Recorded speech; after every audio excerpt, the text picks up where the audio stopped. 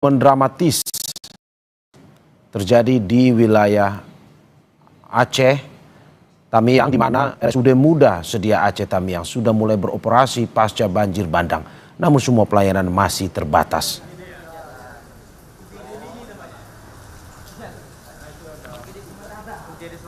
RSUD Sedia Aceh Tamiang sudah mulai beroperasi kembali, termasuk ruang instalasi gawat darurat. Sejumlah pasien sudah bisa mendapat layanan rawat jalan.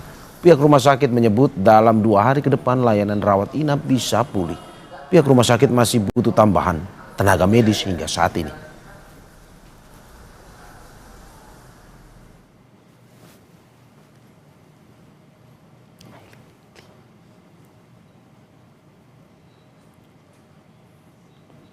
Di sebagian wilayah di Aceh, banjir masih menggenangi permukiman. Untuk mengetahui lebih lengkapnya, kita sudah terhubung dengan Bupati Aceh Tengah, Haili Yoga. Selamat pagi, Pak Haili Yoga. Assalamualaikum, Pak. Waalaikumsalam, Mas Mario. Selamat pagi dari Aceh Tengah. Terima kasih, Pak, sudah bergabung di Dialog Breaking News Kompas TV pada pagi hari ini. Pak Haili, boleh diinfokan hingga saat ini perkembangan di Aceh Tengah seperti apa? Apakah memang sudah mulai ke arah yang lebih membaik dari sebelumnya atau bagaimana, Pak? Terima kasih Mas Mario. Untuk Aceh Tengah, hari ini masih desa yang terdampak, masih 81 yang terisolir. Dan untuk kecamatan ada 6 kecamatan yang belum bisa terhubungi lewat jalan darat. Kemudian untuk jalan menembus Aceh Tengah dari 5 titik dari beberapa kabupaten ini belum bisa lewat jalur darat. Maka situasi kami hari ini adalah situasi yang tanpa beras, tanpa BBM, jaringan telekomunikasi dan listrik ini masih putus. Ini betul-betul sudah masuk ke 295 desanya sudah terisolir karena tidak bisa lagi terhubungkan dengan jalur darat. Jadi satu-satunya jalan adalah lewat udara. Nah, kalau lewat udara itu kebutuhan selalu ada, dipenuhi, tapi terbatas, sangat terbatas. Sama seperti beras, kita butuh setiap hari itu 60 ton. Tapi yang hadir kadang-kadang beras itu hanya 13 ton. Ini dibagi 2, satu untuk Bandar Meriah, setengahnya untuk Aceh Tengah. Kalau dibagikan dengan jumlah penduduk 252.000 jiwa, maka ini tidak cukup. Nah, ini yang membuat situasi hari ini masyarakat dan kami hari ini cukup kewalahan. Apalagi BBM hari ini alat berat mau bekerja, ini tidak bisa bekerja karena BBM-nya tidak ada. Seperti itu kondisi hari ini, Mas Mario. Oke, Pak Haili, apakah memang yang di daerah terisolasi tadi, kalau saya tidak salah 81 desa masih terisolir, apakah ada yang bisa mengontak Anda ataupun memberikan kabar kepada Anda, masyarakat Anda, Pak? Karena jaringan tidak ada, jaringan putus. Ada sebagian beberapa desa, ada Starlink di sekolahnya, sekolah terpencil, ini ada sebagian mengabarkan. Tapi alhamdulillah, ini dari pemerintah pusat dan provinsi ini memberikan bantuan lewat jalur udara, memberikan bantuan jalur udara pakai heli. Ini beberapa titik sudah dapat diakses, tapi melalui udara. Kalau darat belum bisa. Ini sudah diberikan hari ini aja, mungkin ada sekitar 7 desa yang bisa dikirim melalui udara. Ini solusinya seperti itu sementara ini. Tapi kalau melalui udara kan sangat terbatas. Tapi solusinya sudah diberikan oleh pemerintah pusat. Oleh kemarin juga Kepala BNPB juga sudah hadir di Aceh Tengah melihat keadaan dia, dia fokus, sehingga beliau kami ucapkan terima kasih dari pemerintah Aceh Tengah dan seluruh masyarakat, Kepala BNPB yang begitu hadir kemarin memberikan solusi semuanya. Kalau beras tidak ada, dia langsung menelepon ke Bulog 100.000 ton. BBM juga seperti itu, maka diatur setiap hari. Ini ucapkan terima kasih kepada Kepala BNPB yang memberikan solusi yang terbaik untuk Aceh Tengah. Oke, Pak, tadi Anda bilang bahwa akses satu-satunya untuk ke daerah terisolir itu melalui udara. Karena kita tahu bahwa tidak selalu datang bantuan udara tersebut. Lantas bagaimana mereka yang di daerah terisolir itu ketika harus menunggu datang lagi bantuan via udara? Bagaimana cara masyarakat Anda bisa bertahan selama masa tunggu bantuan datang itu, Pak? Kami sudah menyarankan kita harus mandiri. Apa yang ada di desa kita, di daerah kita, ada sebagian ada kentang, ada mungkin sebagian jagung, yang ada panen, ada mungkin sebagian adalah pisang itu direbus untuk bertahan hidup. Kalau tidak seperti itu, karena tidak ada lagi beras. Nah, beras yang dikirim selalu ada tapi terbatas. Nah, maka solusi itu yang kita berikan melalui Camat dan Ramil, Kapolsek yang hadir ke beberapa desa yang mengantarkan bantuan lewat pakai sepeda motor yang trail, itu pun terbatas tidak sampai ke tujuan. Nah, sehingga mereka kuat dan beberapa tempat daerah sudah ada mulai panen kentang. Nah, itu yang direbus. Karena beras tidak ada lagi dijual di mana-mana, tidak ada lagi dijual. Seperti keadaan hari ini, kita harus kuat. Nah, yang menyedihkan hari ini ada 12.000 hektar itu cabai panen raya hari ini, sementara di daerah lain butuh cabai, tapi kita kirim melalui udara sangat terbatas sekali.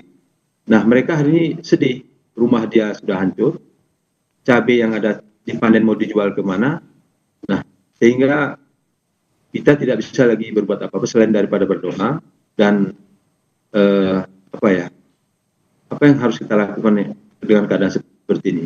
Tapi bantuan di luar banyak sekali, tapi akses melalui udara tidak bisa ditempuh. Nah, kalau ada BBM, alat berat kita bekerja, tentu ini kan semakin hari semakin ada progres. Tapi alhamdulillah alat kita bekerja dengan keterbatasan BBM, tapi bisa bekerja hari ini. Semakin hari dari 101 kemarin desa yang terisolir, sekarang tinggal 81. Jadi proses terus berjalan walaupun lambat, tapi ada. Sehingga masyarakat kita hari ini harus berjuang besar, karena kondisi kita seperti ini tidak diminta, ini ujian daripada Allah Subhanahu Wa Taala, karena respon dari pemerintah pusat juga bagus. Nah, kita menjadi ada termotivasi, semangat kita melihat kondisi hari ini. Seperti itu, Mas Mario. Ya, apakah juga sampai saat ini Pak termasuk kekhawatiran kita bersama kan tidak hanya soal bantuan pangan, tapi bagaimana kalau dari Harian Kompas saat ini mulai terserang penyakit, terutama kepada mereka korban yang merupakan atau mengusahakan pengungsian secara mandiri di tempat-tempat mereka sendiri. Ini bagaimana Pak dari usaha untuk bisa memberikan selain bantuan pangan juga layanan kesehatan? Nah, untuk kesehatan ini kan sangat menyedihkan. Kemarin juga ada masyarakat kita yang ingin dirujuk ke beberapa daerah. Itu terkendala di penerbangan. Ada yang di opname di Bandara Mbele, tapi kehadiran kemarin ada Pak Kepala BNPB, pesawat yang dia daftar 2 itu semuanya membawa penumpang yang sakit.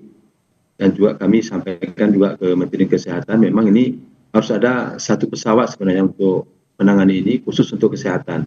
Kalau ini tidak diberikan, ini sayang. Kemudian di rumah sakit juga para dokter, para perawat juga tidak bisa datang ke rumah sakit karena tidak adanya BBM. Kemudian pasien juga mau hadir ke rujukan ke rumah sakit juga terkendala di BBM juga, sehingga rata-rata ini yang sakit ini semuanya rata-rata dirawat apa adanya di rumah masing-masing. Nah, yang kita khawatirkan nanti setelah jalan sudah bagus, kemudian BBM sudah ada, ini tentu masyarakat yang saat ini kan muncul nanti tiba-tiba besar, banyak. Dan ini saya yakin, tapi pelaksanaan kesehatan di beberapa posko, petugas kesehatan tetap kita standby-kan untuk melayani masyarakat dengan baik. Itu pelayanannya apa adanya. Kemudian obat-obatan, alhamdulillah juga ada dikirim dari Kementerian Kesehatan, tapi terbatas sekali. Sekarang oksigen sudah tidak ada lagi. Semua serba kekurangan. Jadi sebenarnya untuk Aceh Tengah hari ini kan sudah lumpuh dia secara kegiatan daripada masyarakat. Sekolah tidak ada lagi, aktivitas kantor tidak ada lagi. Jadi hanya mengandalkan bantuan yang ada dari pemerintah pusat, itu yang kita bagikan dengan keadaan seperti ini. Jadi ini memang harus semangat, harus jiwa besar. Seperti itu Mas Mario. Pak Bupati, apa yang Anda takutkan jika memang pada akhirnya ini bertahan sekitar 4-5 hari ke depan tanpa adanya bantuan baik itu pangan maupun kesehatan yang tadi Anda khawatirkan? Apa yang Anda takutkan, Pak? Yang saya takutkan lapar. Jadi kalau lapar ini masyarakat nanti panik. Lapar ini panik. Kemudian ini guncangan psikolog mereka seakan-akan seperti apa nantinya. Ya. Ini yang kita khawatirkan, dan bidang kesehatan ini sangat kita khawatirkan. Nah, maka memang harapan kita mungkin daripada menteri terkait ini harus ada memperlakukan kekhususan ya penanganannya. Tidak boleh normatif, harus ada kekhususan baik di bidang pangan, kemudian BBM dan lain sebagainya. Itu ada kekhususan, satu pesawat terus, BBM seperti itu terus, jangan pernah berhenti. Itu mungkin solusi yang terbaik. Kalau tidak seperti itu, maka ini kan muncul nanti kelaparan, terus nanti masyarakat berdampak psikolognya. Tapi ini sementara sekarang semuanya kita optimalkan, dosen, ulama, psikolog, kemudian guru bimbingan konseling, semua dia hadir ke pengungsian, ke daerah, dan coba ceritakan ke mereka yang tertimpa, anak-anaknya yang tertimpa, dia harus tetap belajar, tetap harus membaca Al-Quran, tetap harus jangan lupa agama, diingatkan kembali. Dan ini semuanya berjalan, meskipun keterbatasan apapun, tapi semua harus bergerak. Dan alhamdulillah ini di sekitaran beberapa titik itu berjalan. Nah, untuk yang jauh ini kan tidak terjangkau. Seperti itu, Mas Mario. Oke, Pak, saya sedikit lebih teknis soal bantuan, terutama soal listrik nih, Pak. Apakah memang di Aceh Tengah sampai saat ini sudah ada yang dialiri listrik, atau secara wilayah seluruh Aceh Tengah masih belum sama sekali? Kemarin ada sebentar, sebagian, setelah itu padam lagi, sampai hari ini belum hidup. Listrik belum hidup. Sebagian ada, terus ada, saya lihat pengumuman dari Dir PLN, ada beberapa gangguan. Sekarang sudah lumpuh lagi, tidak hidup lagi. Nah, kemarin sedikit semangat masyarakat. Nah, hari ini lumpuh lagi. Kalau ini beberapa waktu yang lalu sampai kemarin itu di kantor bupati itu penuh, hanya untuk mengecas HP. Kemudian ada jaringan melalui Starlink, menginformasikan keluarganya yang di luar daripada Kabupaten Aceh Tengah. Jadi kondisi ini kemarin sudah terurai, begitu mati lagi, sudah ngumpul lagi, bergabung lagi.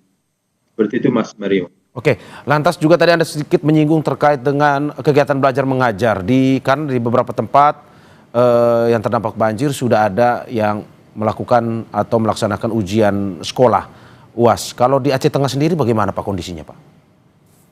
Hari ini tidak ada, Pak. Di kita tidak bisa dilakukan. Seluruh Aceh Tengah ya, Pak, ya? Seluruh tidak bisa kita lakukan, karena gurunya pun mau datang ke sekolah tidak ada BBM. Kemudian jaringan listrik juga mati. Semua tidak bisa dilakukan kalau secara normatif, secara regulasi. Maka ya kita mohon nanti setelah inilah, kalau sudah normal baru kita laksanakan ujian-ujian seperti itu. Karena tidak ada lagi terpikir untuk sekolah nih, Mas Mario. Tidak terpikir lagi untuk bagaimana bisa makan hidup seperti itu, sudah cukup. Itu saja hari ini untuk Aceh Tengah. Apa yang bisa kita lakukan hari ini hidup, jangan ada bermasalah, sudah alhamdulillah. Jadi kalau kita formal untuk pendidikan, hari ini belum terpikir. Hanya secara informal di beberapa titik itu yang kita lakukan. Seperti yang kami sampaikan tadi, kita buat tim, dia ada hadir ke beberapa titik, sehingga anak-anak itu tetap mendapatkan bimbingan pelajaran. Ya. Oke, Pak, kalau soal data jumlahnya, Pak, dari Aceh Tengah sendiri yang Anda dapatkan, ini korban jiwa ataupun korban hilang sampai saat ini update-nya seperti apa, Pak? Kalau korban jiwa yang meninggal itu 24 jiwa, yang hilang itu ada 23 jiwa. Tapi yang terdampak hari ini kan sudah hampir semua masalah penduduk Aceh Tengah itu sudah terdampak semua. Jadi kalau ada pun beras bantuan itu harus kita bagi semua. Tidak boleh lagi kepada yang musibah saja, tapi semuanya sudah terdampak. Oke. Dan itu kita bagi. Beberapa waktu yang lalu sebagian hanya dapat 2 kilo. Ada 1,8, kalau penduduknya banyak itu tidak dapat 2 kilo. Itu saja yang Pak, kita saya lakukan. tegaskan lagi, 24 jiwa yang meninggal ya, Pak, ya? Ya, 24 jiwa yang meninggal, hilang 23 jiwa. Hilang 23 jiwa. Total yang terdampak berapa, Pak? Secara umum? 81 desa terisolir 81. Oke. Desa. Kalau jiwanya semua penduduk Aceh Tengah sudah terdampak. Ya. Semua penduduknya sudah terdampak hari ini.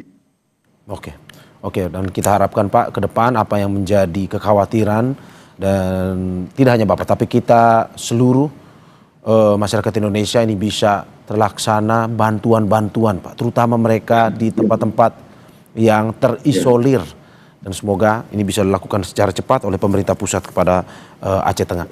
Terima kasih Pak Haili Yoga atas. Mungkin sedikit mas, kami berharap. Oke, boleh Pak, silakan. Kami berharap pada masyarakat kami yang ada di Republik Indonesia ini, mungkin ada kelebihan rezeki, kami sangat mengharapkan bantuan itu, terutama beras, BBM dan kebutuhan yang lain. Kemudian kalau ada mungkin pakaian yang dibutuhkan untuk masyarakat, mungkin silakan berikan bantuan. Mungkin bisa dari semua gubernur ya, Pak Deddy Mulyadi, Bu Kofifa, dan semua gubernur lah. Kemudian para bupati wali kota, karena daerah kita sekarang sudah terisolir, sulit sekali dan sangat sulit. Terima kasih. Sekali lagi terima kasih Pak. Semoga apa yang disampaikan ini bisa mengetuk hati semua orang untuk bisa memberikan bantuan kepada Aceh Tengah. Sekali lagi Pak Bupati, terima kasih banyak. Sehat-sehat selalu Pak. Kami dari Kompas TV.